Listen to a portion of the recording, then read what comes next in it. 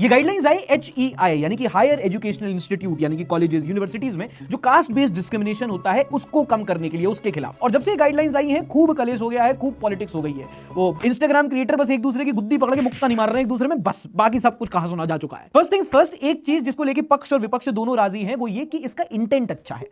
Discrimination schools में, colleges में, universities में जाति, धर्म, कलर के आधार पर भेदभाव नहीं होना चाहिए, सब मानते हैं और उसी को लेके आया है। इंप्लीमेंटेशन को लेके डिबेट है। अब देखो यूजुअली कभी भी डिस्क्रिमिनेशन के खिलाफ कानून आते थे वो SC ST के लिए आते थे। इनफैक्ट एक कानून भी SC ST एक्ट, इस बार इसमें OBC भी इंक्लूड कर दिया गया है। अब बच्चे कौन से? सिर्फ जनरल कैटेगरी के बच्चे। पर फिर आता है अगला clause 11 which is another controversial point. एक इक्विटी स्क्वाड बनेंगे जो कैंपस में विजिलेशन करेंगे और जो देखेंगे कहीं डिस्क्रिमिनेशन तो नहीं हो रहा। मतलब है, सुनो तुम चारों आओ, देखो जाके कहां पे कोई परेशान तो नहीं कर रहा किसी को, जाओ कोई लो समोसा खा लेना आगे रास्ते में। भेदभाव कॉलेजेस में होता है, कास्ट, रिलीजन, रेस, इन सब के बेसिस पे होता है।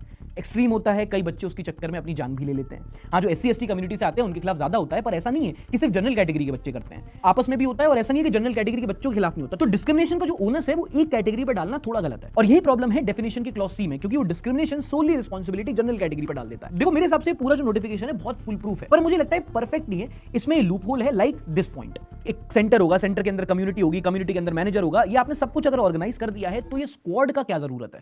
क्योंकि स्क्वाड में किसको रिक्रूट किया जाएगा, वो किस बेसिस पे डिसाइड करेंगे डिस्क्रिमिनेशन हो रहा है कि नहीं, उनके अपने मोटिव होंगे, ये कोई डिसाइड नहीं कर सकता।